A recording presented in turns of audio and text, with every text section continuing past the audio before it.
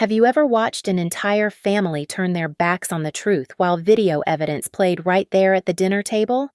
That Thanksgiving night, the slap echoed like a blade cutting through air, and my cousin's phone screen lit up bright. 76,000 strangers bearing witness.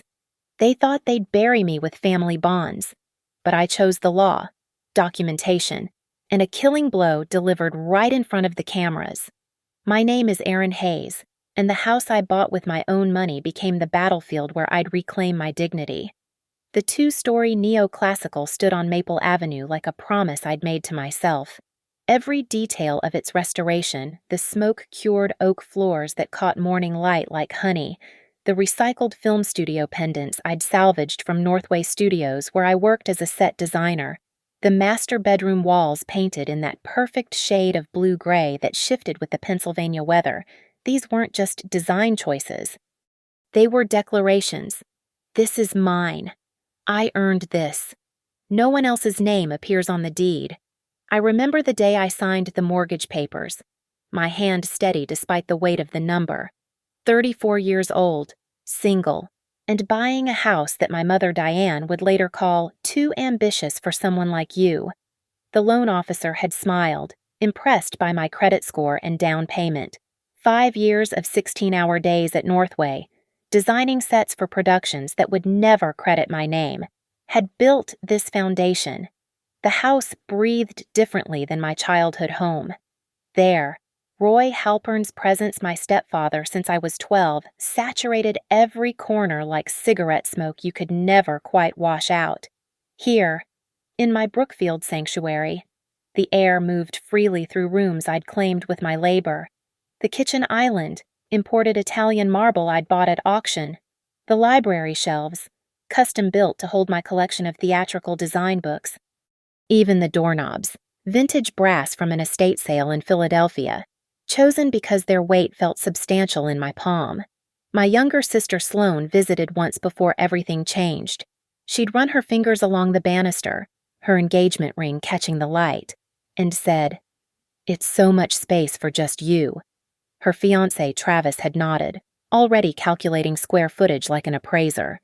They lived in a cramped apartment downtown, spending money on bottle service and designer bags while their rent checks bounced.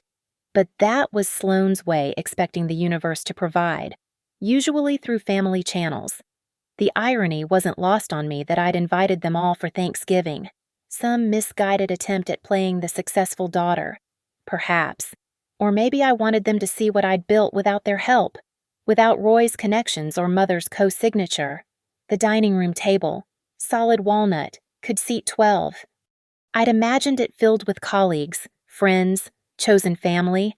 Instead, I was about to set places for people who'd spent my childhood reminding me I was the difficult one, the one who couldn't just go along with how families work. 3 months before that Thanksgiving, I'd done something they'd never know about. I'd scanned every document deed, mortgage statements, insurance papers, tax records, renovation receipts, and stored them in a bank safety deposit box with digital copies uploaded to 3 different cloud services. Call it paranoia. Call it the instinct of someone who'd watched Roy borrow my college fund for a business venture that mysteriously failed. Call it the habit of a set designer who always keeps backups because producers love to claim original sketches were never received. Standing in my kitchen that November morning, watching frost pattern the windows I'd replaced myself, I didn't yet know those documents would become weapons. I only knew that something in my chest, some animal instinct, whispered to protect what was mine. The house wasn't just shelter or investment. It was proof that Aaron Hayes, the difficult daughter, the one who wouldn't just marry well and smile pretty, had built something solid in a world that preferred her malleable. The turkey was already in the oven when they arrived. The house filled with the smell of sage and butter. I'd arranged everything perfectly, the good china, the centerpiece of autumn leaves and mini pumpkins, the wine breathing in crystal decanters. This house would show them who I'd become. I had no idea they'd already decided who I should be instead. The wine had barely touched their lips when my mother began her campaign. "We need to discuss something as a family," Diane announced. setting down her glass with the deliberate precision of someone about to detonate a bomb. The turkey sat between us, golden and perfect, while my stepfather Roy carved with the electric knife I'd bought specifically for this dinner. Sloane and Travis sat across from me, her hand resting on his thigh, both of them avoiding my eyes. My cousin Maddie, home from college for the holiday, scrolled through her phone at the far end of the table, bored already at 20 years old. This house, my mother continued, gesturing at the crown molding I'd personally restored, is too much for one person. It's wasteful. Really. I kept my voice level. Good thing it's not your concern, then. Roy's knife paused mid-slice. That particular stillness of his, the one that used to precede his lectures about respect and gratitude when I was 15 and refused to call him Dad. His jaw muscle twitched to tell I'd learned to read like a storm warning. Sloane and Travis need a proper start, Diane said, as if I hadn't spoken. The wedding is in 6 months, and they can't bring a baby home to that apartment. Baby. I looked at my sister. She pressed her lips together, suddenly fascinated by her napkin ring. We're trying, she said quietly. Then, louder, with that practiced innocence, Mom thinks the master suite here would be perfect for a nursery, all that natural light. The words landed like choreographed steps. They'd rehearsed this. You want my bedroom? I almost laughed. In my house? Our family home, Roy corrected, finally moving again, the knife whirring through white meat. You've had your fun playing independent. Aaron, time to think about family. This isn't a family home. It's my home. My name on the deed. My mortgage payments. We helped raise you. Roy's voice dropped to that dangerous register, the one that used to make me shrink at the dinner table. Everything you have comes from the foundation we provided. The foundation you provided. Heat rose in my chest. You mean the college fund you drained? The birthday money that mysteriously disappeared, the foundation of learning to hide my paycheck stubs at 17. Travis shifted uncomfortably. Maddie had stopped scrolling, her phone propped against her water glass. I noticed it was angled toward the table, but thought nothing of it then. Don't be dramatic, my mother said. We're simply suggesting that Sloane and Travis move into the master suite. You can take the guest room. It's more appropriate for a single woman anyway. Appropriate? I stood, my chair scraping against the floor I'd personally refinished. Get out. Roy stood too, all 6 feet of him, the knife still humming in his hand. Sit down. This is my house. This is a family discussion. There is no discussion. You don't get to... The slap came faster than thought. Roy's palm connected with my cheek with a crack that silenced the room. The knife clattered onto the platter. My wine glass tipped, spreading Merlot across my grandmother's tablecloth like blood. I touched my face, feeling heat bloom under my fingers. The room seemed to pulse with collective held breath. Oh my God, Maddie whispered. Her phone was definitely recording now, held steady in both hands. Oh my God, you guys... You put that away. Roy barked at her, but Maddie Gen Z to her core just switched to her left hand and kept filming. You hit me, I said, my voice surprisingly calm. In my own house. Over my own table. You actually hit me. Sloane started crying those pretty, manipulative tears she'd perfected in childhood. Aaron, please, we're family. Don't make this bigger than... He assaulted me. Drama queen, Roy muttered, but his face had gone pale. He'd realized what he'd done. Not the moral weight of it. Roy's conscience had been surgically removed decades ago, but the optics. How many viewers? Maddie, I asked, not breaking eye contact with my stepfather. Maddie glanced at her screen. Like, 76,000, it's going viral. The caption says, Family Thanksgiving gets spicy. But holy shit. Uncle Roy, you just turn it off. Diane shrieked, reaching for the phone. But Maddie pulled back. No way. This is evidence. Aaron might need this. Evidence. The word hung in the air like a prophecy. Roy stepped toward me again, and I didn't flinch. You want to play tough fine? We'll see how tough you are when family reality sets in. This house is too big for you. Aaron, things happen to women living alone. Break-ins, accidents. Is that a threat on live stream to 76,000 witnesses? His face went from pale to purple. Travis pulled Sloane up, whispering something about leaving. My mother stood frozen, calculating which side to take, which child to sacrifice. I picked up my wine glass empty now, stained, and raised it in a mock toast. Happy Thanksgiving, everyone. Please leave my house. Now. They left the turkey half-carved, the sides untouched. Maddie's live stream still running as she backed out of the room, narrating in whispers to her audience about family dysfunction and assault and, guys, I can't believe this just happened. I stood alone in my dining room, cheek throbbing, surrounded by the feast I'd prepared for people who saw my home as their inheritance. 3 days. They waited only 3 days before the invasion began. The U-Haul arrived at 7:45 a.m. on Monday morning, blocking my driveway like a declaration of war. I watched from my kitchen window as Sloane emerged from the passenger side, Travis already pulling down the truck's ramp. They moved with the confidence of people who believed ownership was a matter of will rather than law. Box after box, garbage bags stuffed with clothes. That hideous leather sectional Travis had bought on credit, all of it marched up my front steps while I stood frozen, coffee growing cold in my hands. They had a key. Somehow, they had a key. The locksmith's van pulled up 20 minutes later. Roy stepped out of his Suburban to supervise, directing the man to change every lock while my sister and her fiancé colonized my space. I threw on yesterday's clothes and rushed outside. "What the hell are you doing?" "Moving day," Roy announced, loud enough for the neighbors to hear. "Family taking care of family?" The locksmith looked uncomfortable. "Ma'am, I was told this was authorized by the homeowner." "I am the homeowner." Roy pulled out his phone, showed the man something. "Family matter. Just do the job." I called the police. 2 officers arrived, looked at the scene, and shrugged. "Seems like a civil matter, ma'am. You'll need to sort it out in court." By noon, my master bedroom had been transformed. The blue-gray walls now backdrop to a tacky his and hers sign above my bed where Sloane was arranging throw pillows in rose gold and white. My design books had been stacked in the hallway. My clothes were in garbage bags by the guest room door. "This is breaking and entering," I said from the doorway.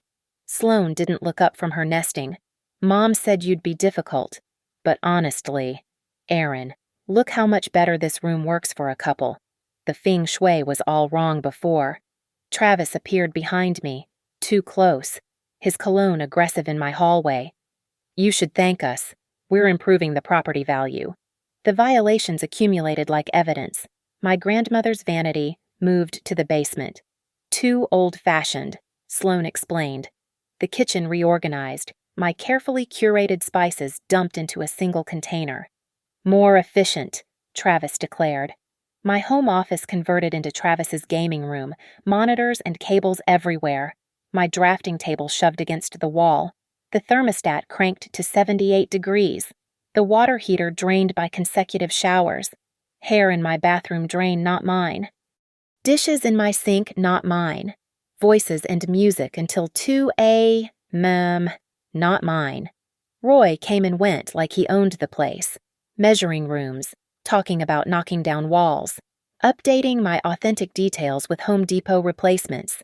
My mother followed, redecorating with dollar store finds, covering my carefully chosen art with "Live, Laugh, Love" signs.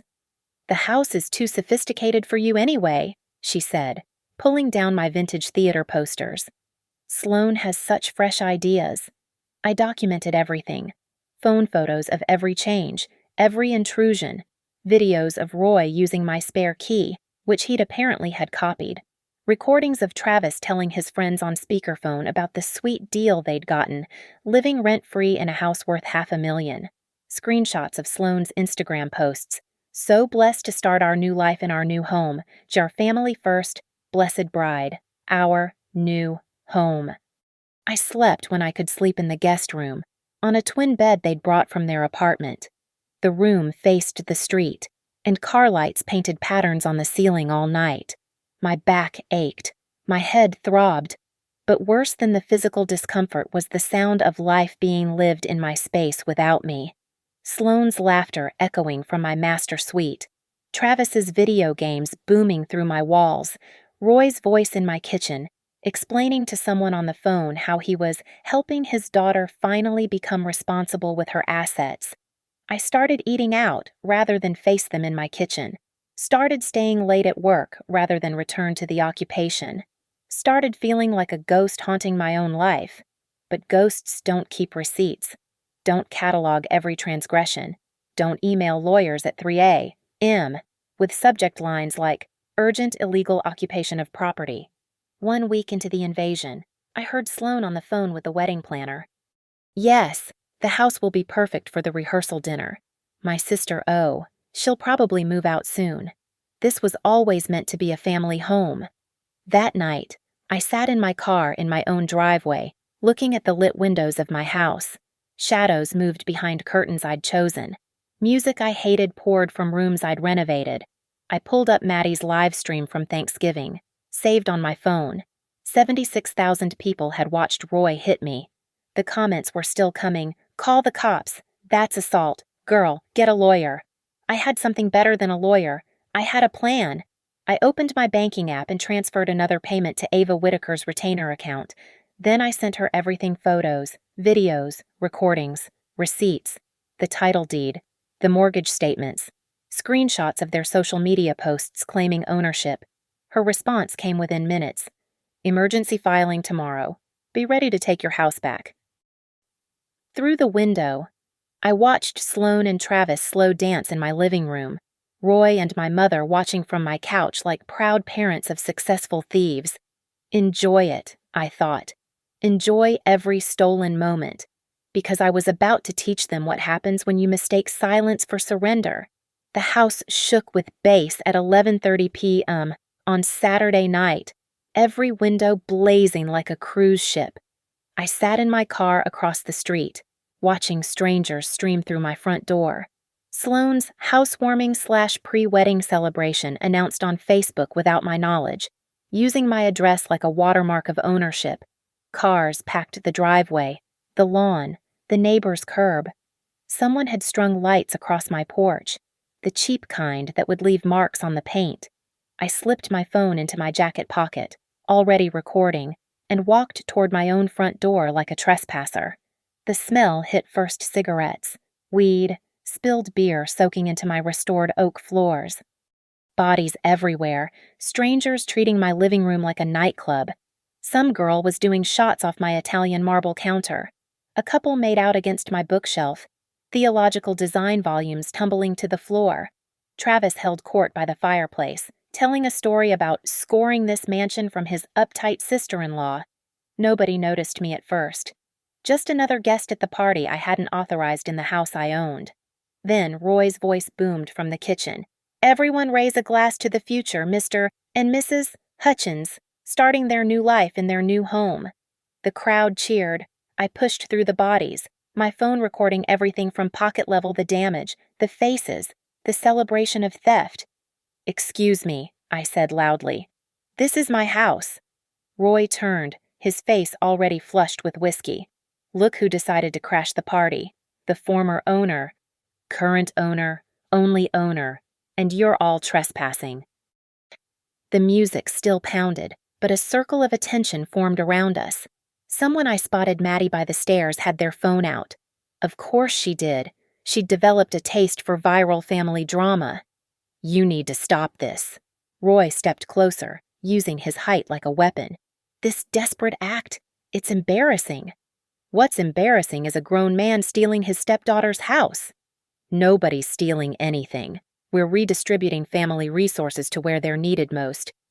That's literally stealing! Sloane appeared, glittering in a dress that cost more than my mortgage payment, Travis trailing behind. Aaron, please, don't make a scene at my party. Your party in my house. God, you're so selfish. Sloane's voice pitched high. Perfect victim frequency. I'm getting married, I need this. You have everything, a career, independence, this whole house to yourself, which you took. We're sharing it. You changed the locks. Travis laughed. That frat boy snort I'd learned to hate. Technically, we upgraded them. You're welcome. The crowd was fully engaged now, phones sprouting like weeds. Maddie had pushed closer, her live stream angle perfect. I saw her screen already at 40,000 viewers and climbing.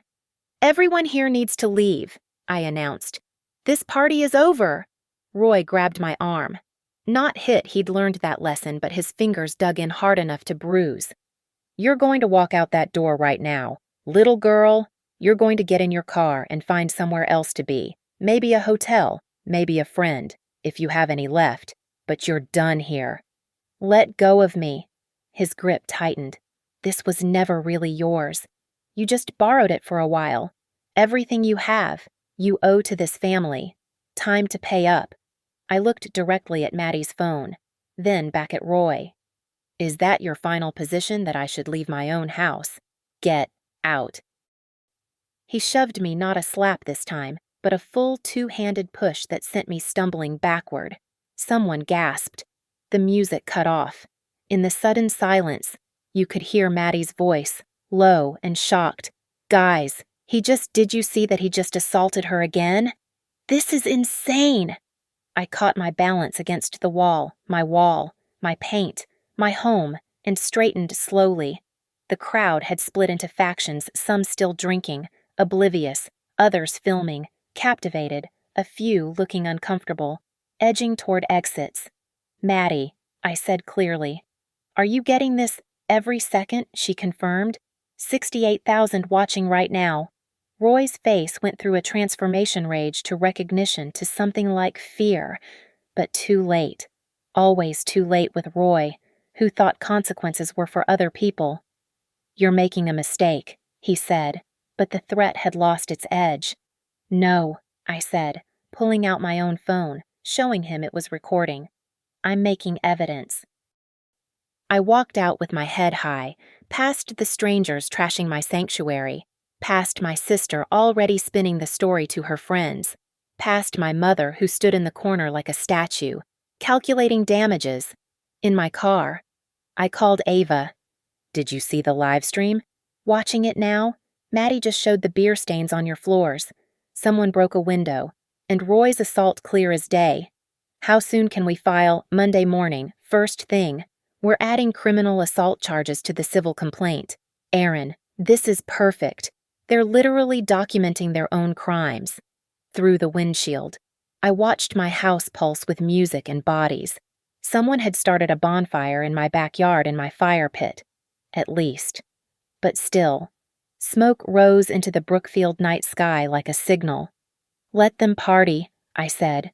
Let them celebrate their theft. Monday, we end this. Get some rest, Ava advised. Document any damage you can see from outside. And Aaron, that cousin of yours, is brilliant. Her commentary is better than any court testimony. I pulled up Maddie's stream on my phone. She was walking through my house now, narrating the damage like a war correspondent. So they totally took over her entire house, and she paid for everything. The mortgage is in her name. That's actually insane. Team Aaron, where you at? The comments flooded in outrage, disbelief, legal advice, and thousands of variations of call the cops, sue them, burn it all down. 76,000 witnesses, and counting. I started my car and drove away from my house, leaving the party to rage without me. In 48 hours, they'd learn what happened when you mistook restraint for weakness. The law was coming, and it had receipts. Ava Whitaker's office smelled like leather and vindication. We're filing for an emergency protective order with immediate exclusive possession, she said, spreading documents across her desk like battle plans. Monday morning, 8:15 a.m. And she looked like she'd been preparing for war all weekend. Plus a temporary restraining order against Roy, Diane, Sloane, and Travis. The assault charges are separate, The DA's office is very interested in that live stream. I'd known Ava since college, when she was pre-law and I was designing sets for student productions. Now she specialized in property disputes and had a reputation for surgical precision in court. She'd cleared her morning for this. "Walk me through the evidence again," she said, fingers poised over her laptop. I opened my tablet, files organized with the obsessiveness of someone who'd learned to protect herself through documentation. First, the deed and mortgage solely in my name. Wells Fargo can verify. Second, the renovation receipts $17,000, all from my accounts. Third, photographs of the property before and after occupation. The before and after images told their own story. My carefully curated spaces transformed into a frat house aesthetic. Ava winced at the shot of my master bedroom with that his and hers sign. Fourth, I continued, their own social media posts claiming ownership. Screenshots of Sloane's Instagram, Travis's Facebook brags, even my mother's comment about family property being properly distributed. Fifth, the videos. My recordings of Roy entering without permission, the locksmith interaction, and then I pulled up Maddie's live streams. Both incidents, Thanksgiving and Saturday night. Ava watched Roy shove me, her expression hardening. The metadata is intact. Everything, timestamps, view counts, the comment threads. Maddie sent me the original files plus Instagram's activity logs showing the 76,000 live viewers. "Your cousin is a gift to litigation," Ava murmured, taking notes. "Any communication admitting the house is yours." I played an audio recording from my phone, my mother's voice, captured during one of her visits to the occupied house. "Aaron, I know it's technically your house, but family means sharing. Sloane needs this more than you do." "Technically," Ava repeated, smiling sharp. Beautiful word. Technically. Legal acknowledgement of ownership. She pulled up a document on her screen. "I'm requesting immediate exclusive possession based on unlawful detention of property. The criminal assault strengthens it. Judges don't like violence in property disputes. Shows escalation potential. What about their claim that it's a family arrangement? Irrelevant without written agreement. You never gave permission, written or verbal. They changed locks without authorization. That's breaking and entering. The party damage is criminal destruction of property. And Roy's threats and assaults." She typed rapidly. "Pattern of intimidation to force surrender of property rights." My phone buzzed. "Maddie, Aunt Diane is telling everyone you're having a breakdown. Should I post the receipts?" Ava saw my expression. "Your family.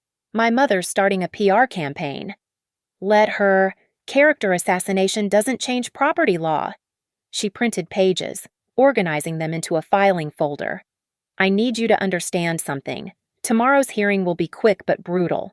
They'll try to make this about family loyalty, about your selfishness, your ingratitude. The judge won't care. The law is clear. It's your house. What if they claim I invited them? Did you? For Thanksgiving dinner, not to move in. Then we're fine." She stood, straightening her suit. "Go to the bank. Get certified copies of every mortgage payment. Then go to the police station. Detective Morrison is expecting you. She wants to review the assault videos for criminal charges." I spent the day building my paper fortress. Bank statements showing 2 years of mortgage payments from my account alone. The insurance policy in my name. Property tax receipts. The police report from when I'd called about the lock change, civil matter but still documented. Detective Morrison. A woman who looked like she'd seen every family crime possible. Watched both videos twice. The Thanksgiving assault is clear battery. Saturday is assault and battery. Your stepfather has a pattern. Will you press charges? That's your choice, but I recommend it. Men like this escalate until consequences stop them. That evening, I sat in my hotel room. I'd been living there since Saturday and reviewed everything with Ava by phone. "The emergency filing is first thing tomorrow," she confirmed. "Judge Meredith Cole. She's fair, follows the law, doesn't tolerate grandstanding. Bring multiple copies of everything. Dress conservative but strong. You're a property owner, not a victim." "What about Maddie? Should she testify?" "I've subpoenaed the videos as evidence.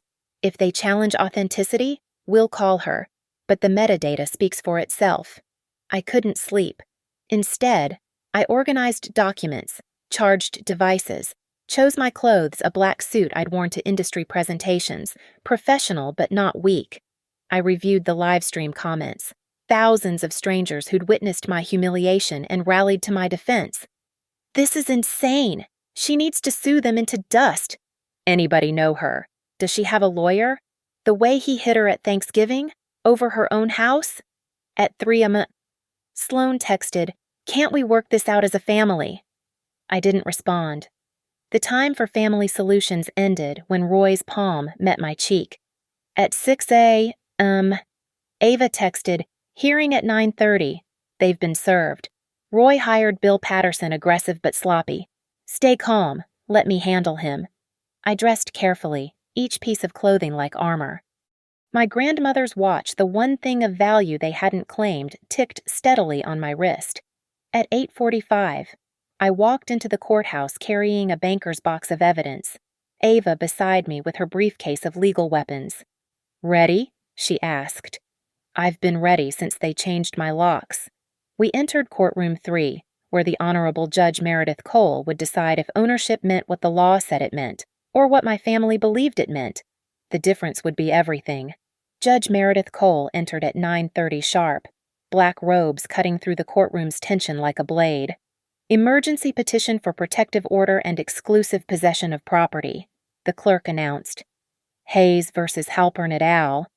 They sat across the aisle, Roy in his only suit, my mother clutching her purse like a weapon, Sloan teary-eyed already, Travis slouching with practiced insolence.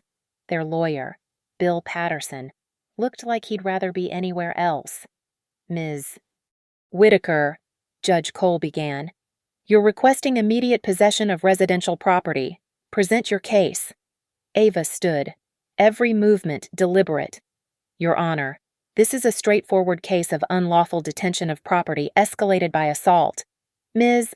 Hayes is the sole owner of the residence at 47 Maple Avenue, Brookfield. The deed is exclusively in her name." She handed the clerk a folder. Exhibit A, the deed. Exhibit B, 2 years of mortgage payments from Ms. Hayes' account alone. Exhibit C, insurance and tax documents, all showing sole ownership. Judge Cole reviewed them, nodding. "Continue. On Thanksgiving, the respondents demanded Ms.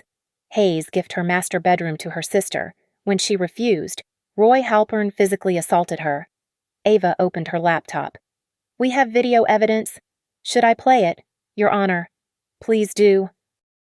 The courtroom filled with Thanksgiving sounds, laughter, conversation, then my mother's voice declaring the house too much for one person, then the slap, sharp and undeniable, Maddie's shocked narration, the view counter visible 76,000 witnesses. Sloan started crying. Roy's jaw clenched.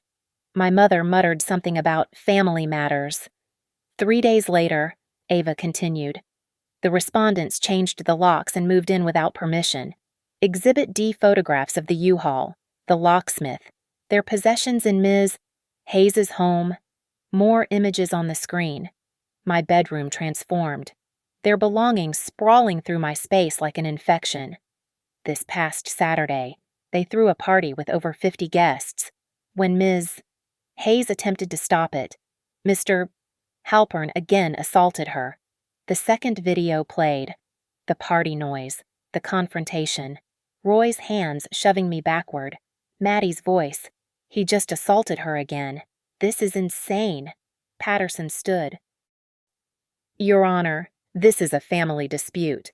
The Halperns believed they had implied permission, based on what Judge Cole interrupted.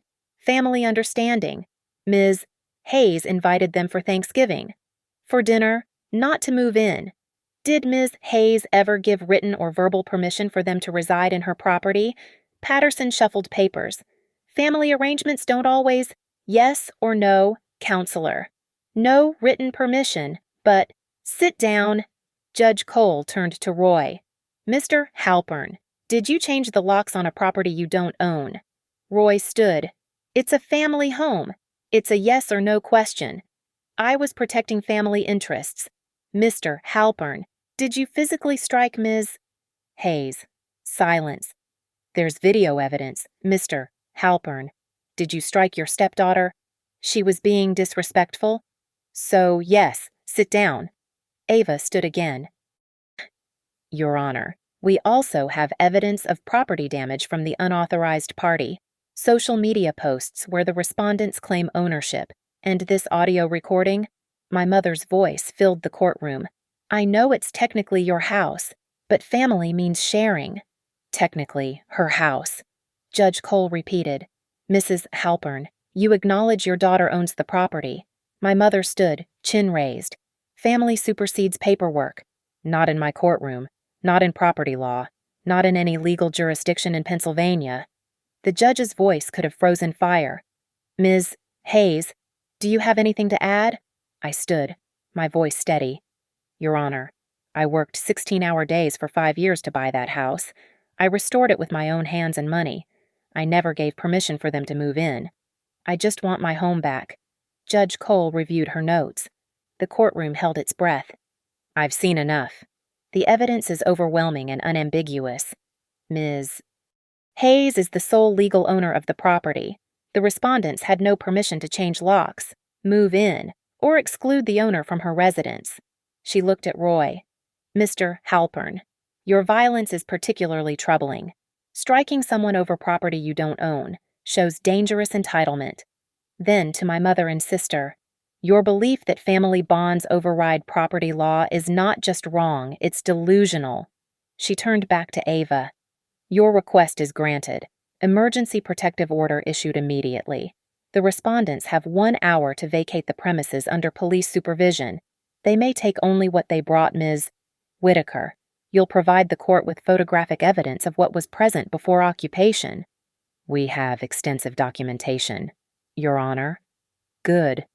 Furthermore, a restraining order is granted. Respondents must stay 500 feet from the property, and Ms. Hayes, any violation will result in immediate arrest. Patterson tried once more. Your Honor, they have nowhere to go. They have the apartment they abandoned to steal someone else's house. They can return to it. She banged her gavel. This court also recommends the district attorney pursue assault charges against Mr. Halpern. The video evidence is conclusive. Sloane sobbed. You're destroying our family. Judge Cole's eyes were steel. Your family destroyed itself when it decided theft was acceptable, when violence became your negotiation tactic, when you convinced yourself that wanting something meant deserving it. She stood. Bailiff, contact the sheriff's department. They're to escort Ms. Hayes to reclaim her property immediately. If the respondents aren't out in 60 minutes, arrest them. The gavel came down final. Ava packed her laptop, suppressing a smile. Ready to go home. Across the aisle, Roy's face had gone purple. My mother stood frozen, calculating too late. Sloane clung to Travis, who finally looked awake, understanding that consequences had arrived. I'm ready, I said. As we walked out, I passed Maddie in the gallery. She'd been recording again, tears in her eyes but her phone steady. I'm sorry, she whispered. I'm sorry I didn't stop them. You did something better, I told her. You made sure the world saw the truth. Outside the courthouse, 2 sheriff's deputies waited by their cruiser. Ms.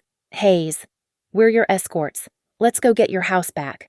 The November sun broke through clouds as we drove toward Maple Avenue, toward my home, toward the reckoning that property law and a black robe had finally delivered. The sheriff's cruiser pulled up to 47 Maple Avenue at 10:45 a.m. November sunlight catching on my windows like a welcome home. Deputy Reynolds, a woman built like she'd seen every eviction in the county, checked her watch. They have until 11:45. We go in at 11:46. Roy's Suburban sat in my driveway, trunk open. Through the front window, I could see frantic movement shadows boxing up their invasion. They're actually packing, Ava observed from beside me. I'm surprised. Judge Cole's tone probably helped. Deputy Martinez said. She doesn't play. We waited by the curb, a small audience gathering. Mrs. Patterson from next door stood on her lawn, arms crossed. She'd endured the party, the noise, the cars on her grass. When she caught my eye, she nodded once solidarity from someone who understood property lines. At 11:10, the front door burst open. Sloane stumbled out carrying a garbage bag, mascara streaming down her face. "You're heartless," she screamed at me. "Heartless." Travis followed with their cheap television, the one they'd mounted on my living room wall with screws that left holes. He wouldn't look at me. Roy emerged next, carrying boxes with the controlled rage of a man who'd lost a war he thought was already won. "This isn't over." "Yes, it is," Deputy Reynolds said flatly. "And if you threaten Ms. Hayes, it becomes a criminal matter. Again." My mother stood in the doorway, my doorway holding a lamp that wasn't hers. The divorce lamp, I'd always called it. The one thing she'd taken from my father when she left him for Roy. She clutched it like it justified everything. "You'll regret this," she said, her voice carrying across the yard. "When you're alone in that big house, no family, no support, you'll understand what you've thrown away." "I'm reclaiming what was stolen," I replied. The minutes ticked past. Garbage bags of clothes, boxes of their things, the leather sectional, hauled out in pieces, the gaming setup, the his and hers sign. Sloane threw it in the truck bed where it cracked against Travis's weights. At 11:35, Maddie's Honda pulled up. She got out slowly, uncertain of her welcome. "I'm not with them," she said quickly, hands raised. "I mean, they're family, but—" "What they did was wrong. I came to apologize. And to give you this." She handed me a flash drive. Every second of both live streams, original files, plus screenshots of all the comments supporting you. If you need witnesses, I have usernames of people who said they'd testify. The vulnerability in her 20-year-old face broke something in my chest. "You know they'll punish you for taking my side." "They already are. Mom called me a traitor. But you know what?" She gestured at the scene, my family scrambling to evacuate my house like refugees from their own greed. "They're the ones who betrayed family. You just wanted your own space." Roy emerged with the last box, saw Maddie, and his face went darker. "You too." "Yeah, Uncle Roy, me too. Because hitting someone over property that isn't yours, recording myself for cloud isn't just wrong, it's criminal. And I got it all in 4K. At 11:43, they loaded the last item. Deputy Martinez walked through the house with me, checking every room. The master bedroom empty except for my furniture. Walls still that perfect blue-gray, but now with holes from their hangings. The kitchen reorganized but intact. The living room scuffed floors, damaged walls, but mine again.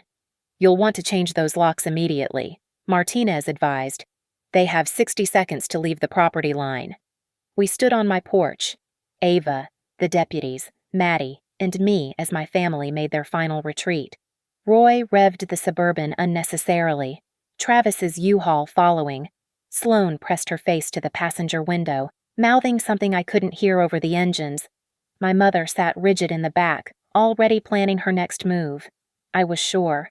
At 11:46 exactly, they crossed the property line. "It's done," Reynolds said. "The restraining order is active. If you see them within 500 feet, call immediately." The deputies left. Ava headed to her car to file completion paperwork. The neighbors dispersed. Only Maddie remained, uncertain. "You want coffee?" I asked. "I need to see what they did to my kitchen." We walked through my house mine again, cataloging damage. Holes in walls, scratches on floors. The smell of strangers' lives lived without permission. But underneath, bones intact. My home remained. Maddie helped me open windows, letting November air chase out the occupation. "This is going to sound weird," she said. "But the live stream of the hearing hit 100,000 views. People are calling you a hero." "I'm not a hero. I just refused to be a victim." "Same thing. Sometimes." I found the locksmith's card on my counter, the one Roy had hired to lock me out. I called the number. Brookfield Lock and Key. "This is Aaron Hayes at 47 Maple. I need every lock changed. Today." Ms. Hayes, I owe you an apology. I didn't know. Today. Every lock. The best you have. I'll be there in an hour. No charge. It's the least I can do. I hung up and stood in my kitchen, my hands flat on my marble counter. The afternoon sun slanted through windows I'd chosen, highlighting dust motes dancing in air I owned. Maddie started to leave, then turned back. Aunt Diane's wrong, you know, about being alone. You're not alone. You have everyone who watched those streams. You have people who believe owning something should mean something. And she hesitated. You have me. If you want. I know I'm just your cousin, but you're the only family who stood up for truth. I said, that makes you the only family that matters. After she left, I walked through every room, reclaiming them with my presence. The master bedroom, I opened those windows wide, let light flood the blue-gray walls. This is mine. I earned this. No one else's name appears on the deed. At 3 p.m., the locksmith arrived, the same one who'd locked me out, now eager to make amends. As he worked, I sat on my porch, watching him systematically undo Roy's theft. All done, he announced at 4:30, handing me 6 keys. These are unpickable, uncopyable without your authorization. You have the only keys in existence. I held them in my palm, metal warming against my skin. That evening, I stood in my reclaimed master bedroom, new key in the new lock, and turned it. Click. The sheriff's deputies had been gone exactly 3 minutes when Roy's Suburban reappeared at the corner. 500 feet, he'd measured it precisely, parking just outside the restraining order's boundary like a predator testing fence lines. Through my living room window, I watched him standing beside his vehicle, arms crossed, staring at my house with the kind of rage that promised this wasn't over. My phone rang. Ava. Don't engage, she said before I could speak. I've already called the deputies. They're documenting his position. He's technically legal, but it shows intent to intimidate. He's trying to scare me into negotiating. Is it working? I looked at the new keys in my hand, their weight absolute. No. Roy stayed there 40 minutes while Deputy Reynolds photographed him from her patrol car. When he finally left, spinning his tires like a teenager, I knew he'd try one more thing. Men like Roy always needed the last word. It came at 6 p.m., my mother at the property line, technically adhering to the distance requirement, shouting across my lawn. You think you've won. You've destroyed this family when you need us, and you will. We won't be there. Mrs. Patterson emerged from her house. Phone raised. I'm recording this harassment. Diane, the whole neighborhood knows what you did. My mother fled. That evening, I moved methodically through my house, reclaiming each space with deliberate action. In the kitchen, I reorganized every drawer they'd touched, returning my spices to their labeled jars, my knives to their blocks. Each item returned to its place felt like recovering a piece of myself. In the living room, I patched the first hole they'd left in my wall. The spackle went on smooth, erasing their mark. Tomorrow I'd sand and paint, but tonight, this one repair was enough proof that damage could be undone. I climbed the stairs to my master bedroom, running my hand along the banister I'd restored myself, feeling every grain of wood I'd sanded and stained. The room still smelled faintly of Sloane's perfume, but the windows remained open, November air doing its work. I made my bed with fresh sheets, my bed, my room. The blue-gray walls caught the last light of day, that perfect shade I'd tested 6 times before choosing. This wasn't just a bedroom, it was the physical manifestation of my independence. At 8 p.m., Maddie texted final live stream count 247K views. The court video is everywhere. People are calling it the Thanksgiving house theft. You're trending. I didn't care about trending. I cared about the new lock on my bedroom door, the one I was about to test. I walked to the door, key in hand, not the old key Roy had copied, not the one the locksmith had cut under false pretenses, but my new key, the only key. The locksmith had emphasized that 3 times: uncopyable, unpickable, mine alone. The metal slid into the lock with engineered precision. I turned it slowly, feeling the tumblers align, the bolt extend into the reinforced strike plate I'd requested. The sound it made was perfect, not just the mechanical click of a lock engaging, but something deeper. The sound of boundaries made physical, of ownership confirmed, of a woman who'd been slapped, shoved, and stolen from, standing in the home she'd earned, holding the only key that would ever open this door. I stood there in my reclaimed bedroom, in my reclaimed house, with my reclaimed life, and felt the weight of what I'd refused to surrender. Not just property, anyone can own property, but the right to say no in your own space, the right to exist without justifying it to people who shared your blood, but not your values.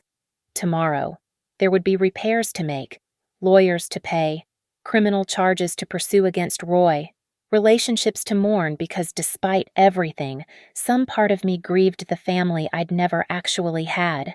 The mother who chose her husband over her daughter, the sister who believed wanting something made it hers, the stepfather who confused control with love. But tonight, in this moment, I stood in my master bedroom with the November moon rising through windows I'd chosen, painting silver light across walls I'd painted, in a house I'd bought with money I'd earned through work they'd never valued. I turned the key again, locking the world out, locking my peace in.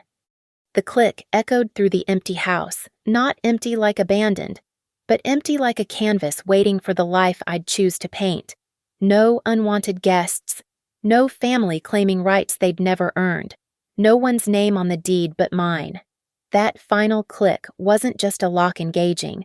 It was the sound of winning with paperwork instead of violence, with patience instead of retaliation, with the kind of quiet fury that documents everything and waits for justice to arrive in a black robe, wielding a gavel like a sword.